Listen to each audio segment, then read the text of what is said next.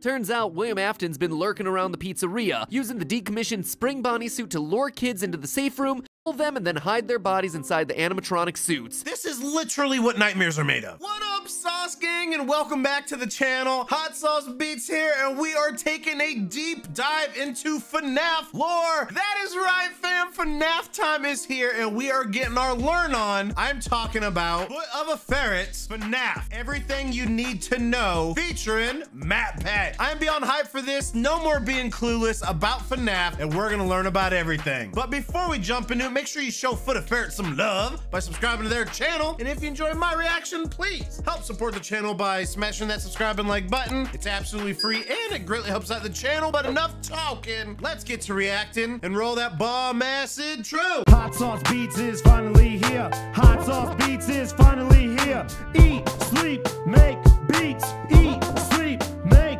beats. Hot Sauce Beats. Woo-hoo! I'm ready, I'm ready, I'm ready. Ryder, do you know why I called you here? No, Matt. So is this an actual collaboration, chat? Like, did these two legitimately collaborate together for this video? The YouTube channels Game Theory, Film Theory, Food Theory, and GT Live. So many I do theories. not know why you called me here. Well, maybe this So many will jog theories. your memory. Aw, look at this cute little plushie of a rusty metal animatronic haunted by the soul of a child whose head was bitten by a robot in 1987. Happy birthday, Tommy. Fight of 87? Nice. Now what do you have to say for yourself?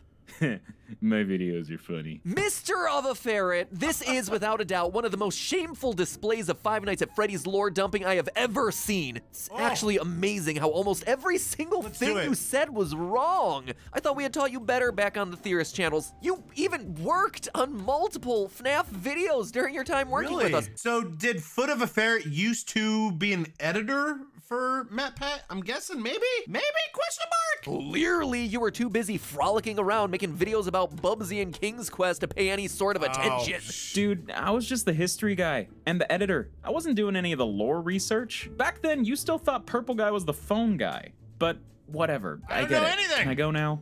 No, I don't know anything. not Teach until me you your learn ways. the proper FNAF lore, sir. Now, if you'll see here on this 92-slide PowerPoint presentation that I've made on exactly this subject, first off, this I'm is ready. not the bite of 87. Rather, the image you chose depicts the bite of 1983, and the child in question is actually the crying child, aka the younger brother of Michael Afton. So chat, now I'm gonna try and just completely remove MatPat's newest theory, throwing out all other theories out, because I want to start fresh, you know, a blank slate. I want to learn. I want to get my learn on. Michael Afton is very important. Help you play me. as him. Hello, Internet. Welcome Help to me.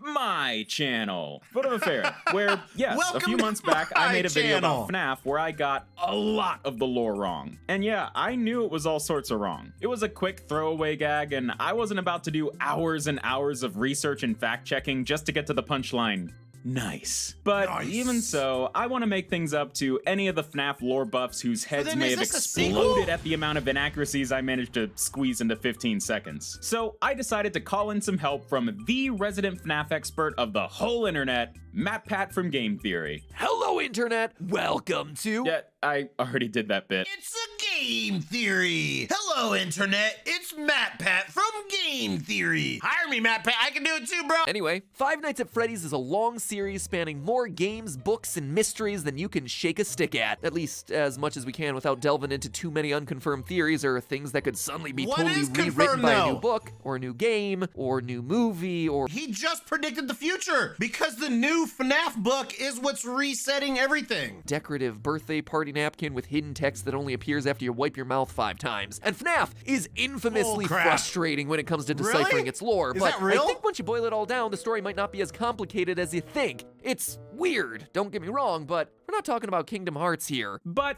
first, I gotta say, if you like this video and you want to see more, be sure to hit the big red subscribe button subbed? right below Are we this subbed? video and ring the little gray Oh, bell not. next to Here it. we go. That I makes got sure you, you bro. get notified Oh, every time I boom. upload in the Like the future. video. It's up for my channel, and I'd really What? appreciate it. Also, there's plenty of... Look at that. You got a new sub, Foot of a Ferret. I appreciate ya. I'm ready for FNAF, baby. Really cool FNAF. photo of Ferret merch for sale at the Five link in the Nights at description Freddy's. or in this little banner right below this Not video. Friday But Night at yeah, Freddy's. enough of that. So get comfortable. We're gonna be here for a while. This is everything you need to know about Five Nights at Freddy's. So hey, Game it's theory. the 70s. Ain't this just a time? Well, it certainly was for these two guys named William Afton and Henry Emily. Oh, These that's guys exactly are a how they couple of looked. inventors specializing in building robots and animatronics. They're also family men. William has a wife, a daughter, and 2 sons, while Henry has a daughter named Charlotte. So we got 2 groovy 70s dudes building robots to support their family. They're super groovy, bro, and they got some awesome mullets. Can't call it a comeback. But there's just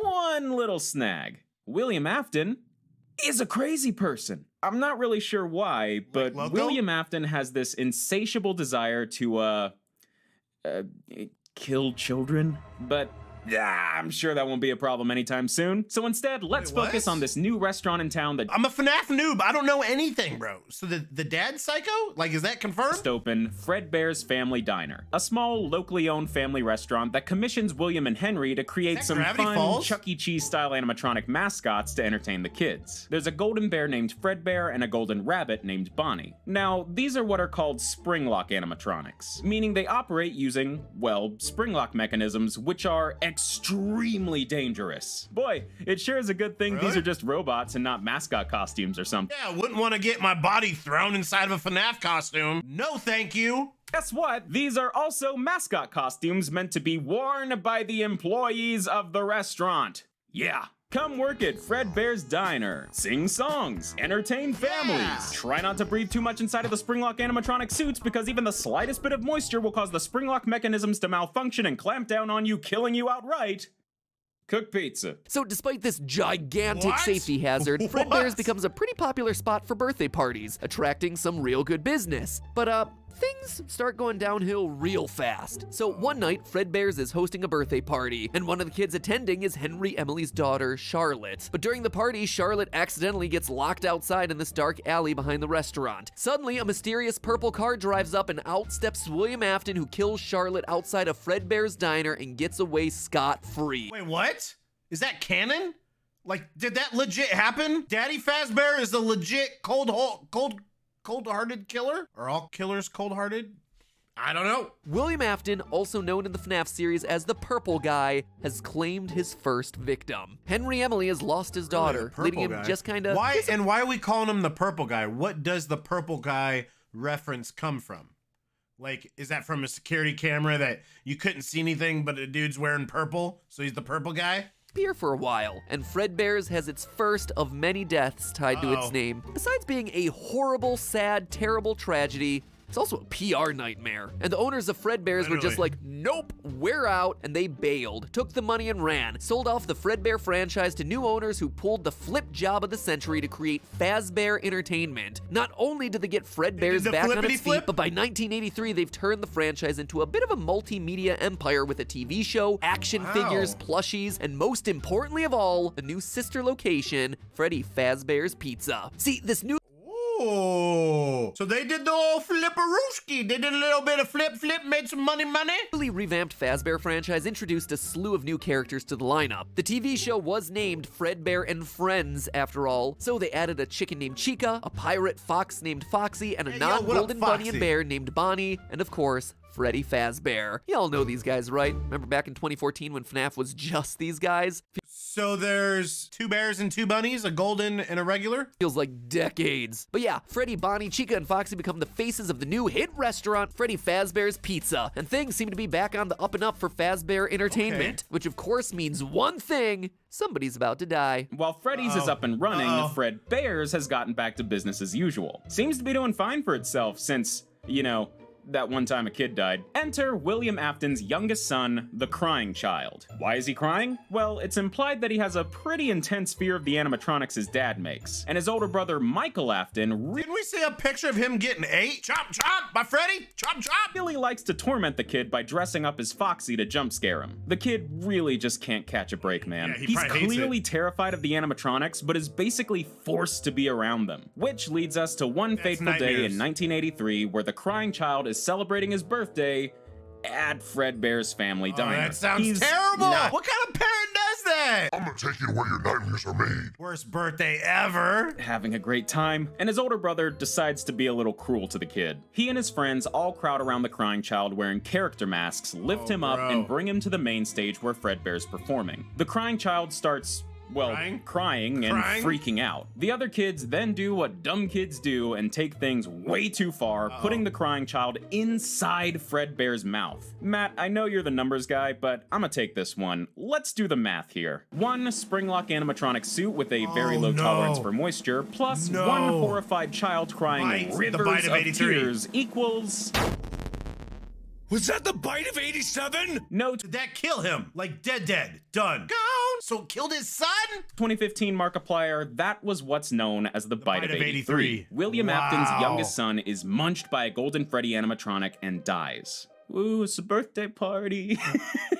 I can't, can I say that? I don't know. 07s for the crying baby. Literally, that is the worst birthday party ever. You get taken to where your nightmares are made of, you never have any fun, and it's terrifying for your birthday, and then you die. And now your spirit's trapped there forever. Absolutely screwed. I don't know if I can say that. In the wake of this, Fazbear Entertainment decides the Springlock animatronic suits are just too dangerous to keep using. No, what gave you that idea? So our good friends Golden Freddy and Golden Bonnie are retired from Fredbear's Diner and sent off to the new restaurant, Freddy Fazbear's Pizza, to be stored in their safe room. And then in walks William Afton. Now, you'd think after William Afton lost one of his kids to an animatronic he created, he would take a step back, reevaluate himself and what he's But he's also a murderer and just randomly murdered a girl there. And change his ways. But nah, if anything, the death of his own kid was a source of inspiration. So William goes to Freddy Fazbear's Pizza and is just like, hey guys, why don't we all just not go into the safe room? You know, the safe room housing the dangerous child-killing animatronics I made? Yeah, in fact, why don't we just forget the safe rooms even exist, you know?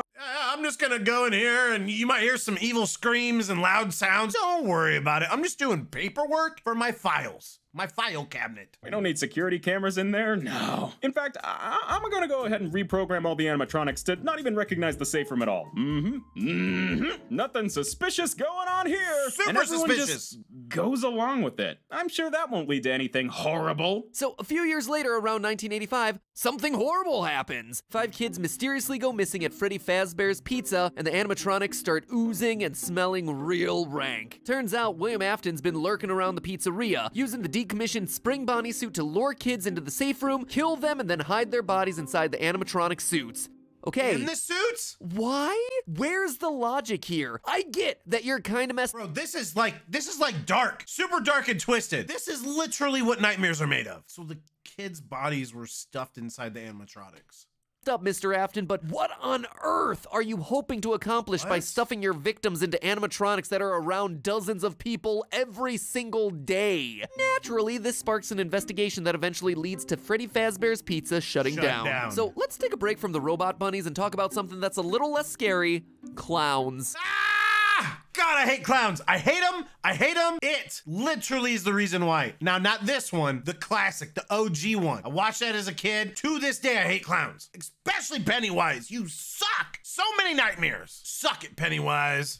See, while William Afton was going around killing kids, he still found time to develop some animatronics here and there. And when he wasn't building terrifying robot animals, he was building terrifying robot people. All of them had this creepy circus theme, like this ballerina named Ballora, this balloon boy named Balloon Boy, and most importantly, this little girl named Circus Baby. Afton also redesigned some of the old Fazbear crew to fit the circus vibes as well. All that, and he still finds time for his hobbies. How does he do it? These are the Funtime animatronics. Bright, shiny, happy. They seem harmless, right? Well, underneath the clown makeup were some interesting design choices. See, at this point, Afton has seen how effective his animatronics can be when it comes to helping commit his crimes. So he designed the Funtime crew with some advanced features that, to be frank, pretty sus, as if they're specifically designed to lure and kill children. I wonder what will happen. Now, the details get a little... This is so bad! This game ain't made for kids. No, it's not.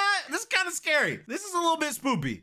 Fuzzy here, especially in terms of the timeline, but from what I can tell, the plan was to have these animatronics available to rent out for birthday parties and events, housing them in this crazy underground storage facility. In addition, some of these animatronics were set to become the face of yet another Fazbear sister location, Circus Baby's Pizza World, set to swoop in and fill the hole in the market left when Freddy Fazbear's Pizza shut down. But that plan kinda fell through due to an accident involving William Afton's daughter. Because surprise, when you make animatronics specifically designed to lure and kill kids while also having multiple kids of your own, those two Actually, is the crying baby's dead. The bite of 83 took care of that. Gone! Man, he's gone. things might just happen to overlap once. Or twice. So, right as Circus Baby's Pizza World is set to open, Afton's daughter gets just a little too close to Circus Baby and is attacked by a claw that was programmed to shoot out from her torso. This kills Afton's daughter and leads to Circus Baby's Pizza World closing for good on its opening day. The Funtime animatronics are then packed up and sent back into storage, but they still move forward with the whole rental service thing, creating Circus Baby's Entertainment and Rental, meaning these guys are still ready and waiting to be rented out for your next birthday party. But hey, guess what? It's 1987 now. That's a great year. I'm sure nothing could possibly go wrong in 1987.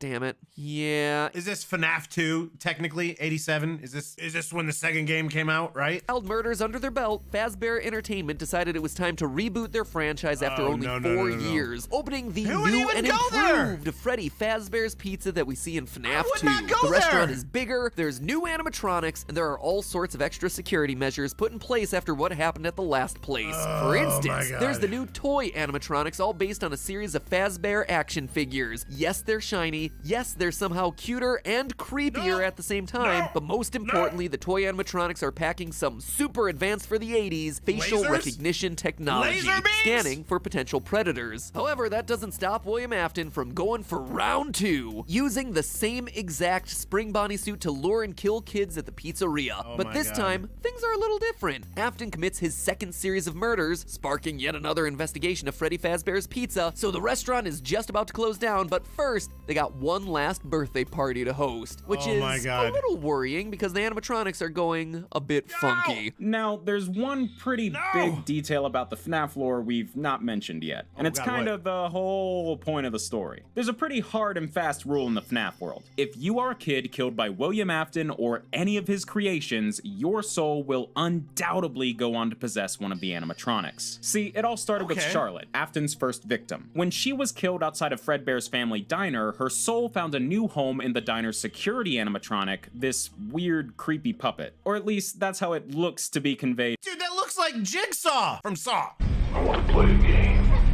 The animatronic, this weird, creepy puppet. Or at least, that's how it looks to be conveyed in the games. Like we've said, the series is kind of frustratingly vague when it comes to their lore, but that is what it looks like. And from that point on, the puppet was working behind the scenes, following William Afton around to pick up the pieces he left behind and do what they could to set things right. I'm about to sound a lot like Matt here. As we see in one of FNAF 2's Atari-style minigames, the puppet gives the souls of Afton's victims new life inside of the animatronic suits. So our buddies Freddy, Bonnie, Chica, and Foxy, yeah, they're haunted. But good haunted. They're haunted with the kids. So does that mean they're possessed and the kids control them now? But wait, that's only 4 animatronics. Didn't Purple Guy kill 5 kids during the missing children's incident? Well, this is where things get a little funky again, because now we're dealing with Golden Freddy's spirit. Or should I say, spirits. So remember the bite of 1983 where the crying child got chomped by the Golden Freddy animatronic? I remember. Well, his soul is now inside of Golden Freddy,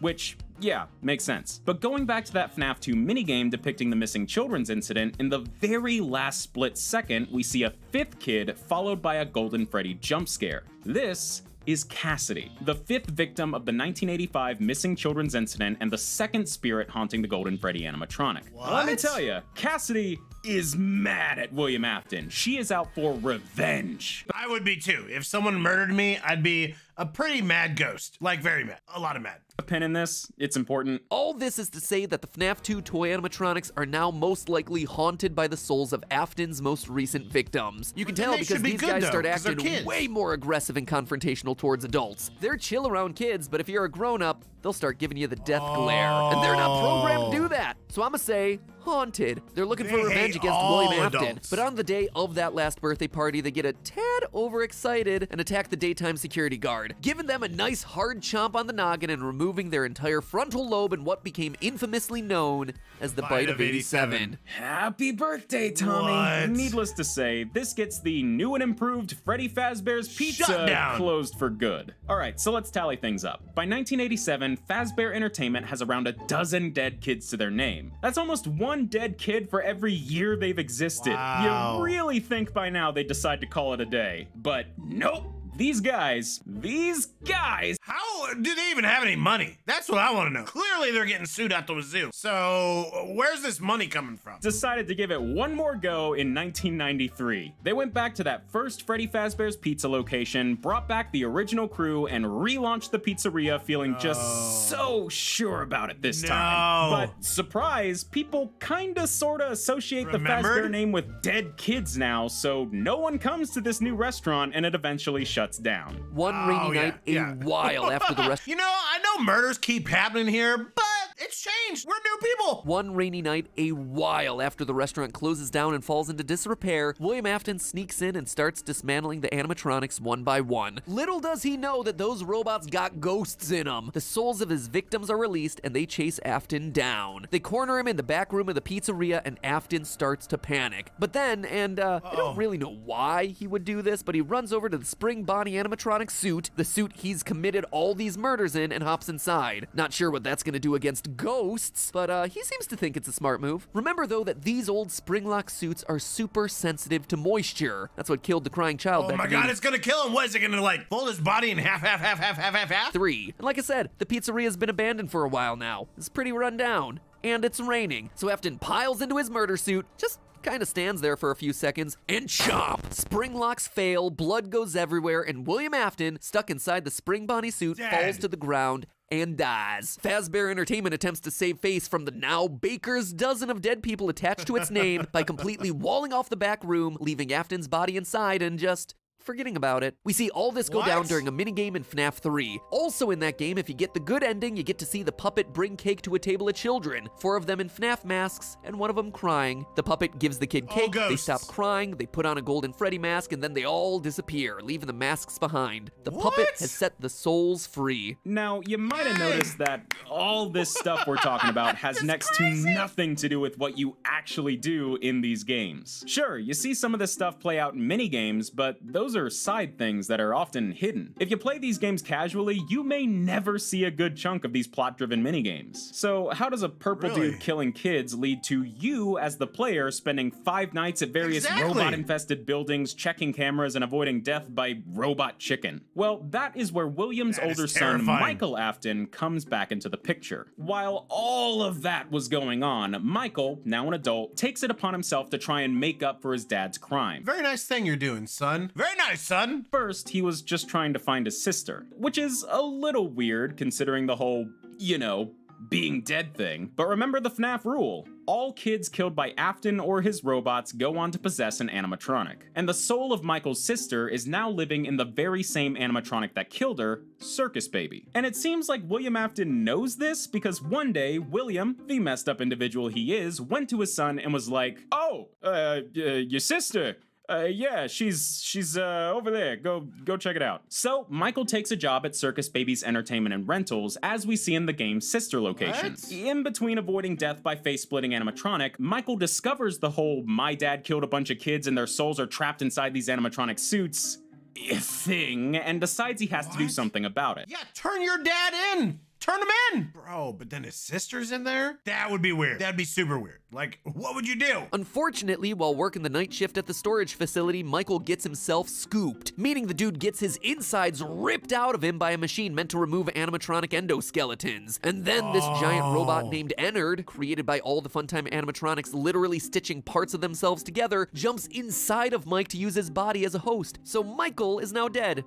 Kinda. He's like partially dead. He just kind of moves on with his life for a What? while. Robo bits jangling around inside his skin sack as his body slowly rots and turns purple. Oh, now he looks like dear old dad. Mike gets progressively worse until one day Ennard's just like, "Yeah, this place was cool at first, but kinda sucks now," and ejects himself from Michael's body. And Michael is pretty okay with it, actually. Yeah, somehow he is still alive. Not much else to What? do, but, you know, keep doing what he was doing before, I guess. Michael starts applying for gigs at all the various Fazbear locations that popped up over the years, with the goal of setting the souls inside the What? animatronics free. He lands nighttime security jobs at both the bigger 1987 I'm so confused, fam. How is he still alive? Like, how? And this is dark. This is dark, evil, demented. All them scary words is what this is. This game is terrifying, dude.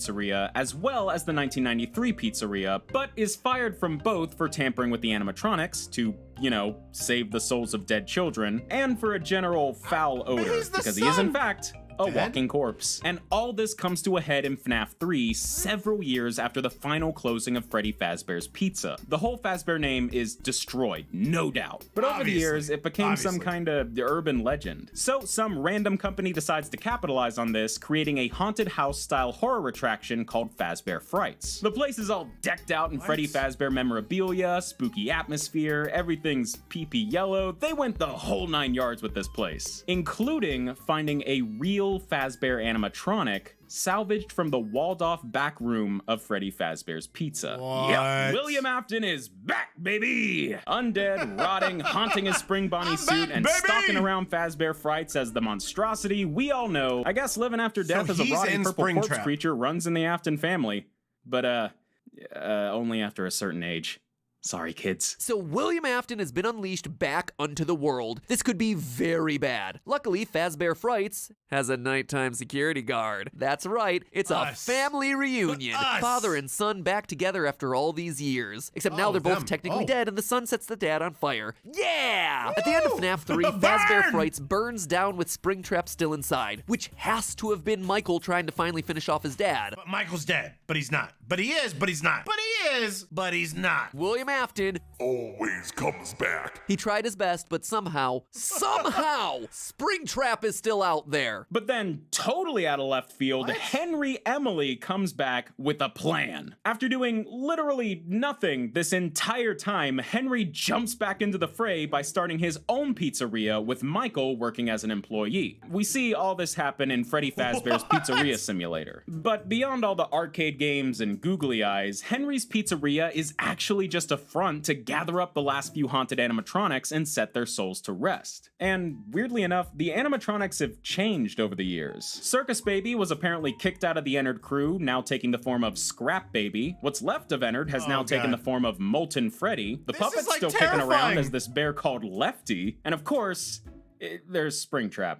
Not much different about it, it's just Springtrap. Once the gang's all together, they're all incinerated, including Michael, and we hear the voice of Henry saying his final goodbye to the lost souls, his daughter, and his old business partner. This is But hey, terrifying. would you look at that? William Afton is still alive! Okay, how the heck does this dude keep cheating death? Well, that's all thanks to Cassidy, the vengeful spirit haunting Golden Freddy alongside the crying child. She's been out for revenge ever Bruh.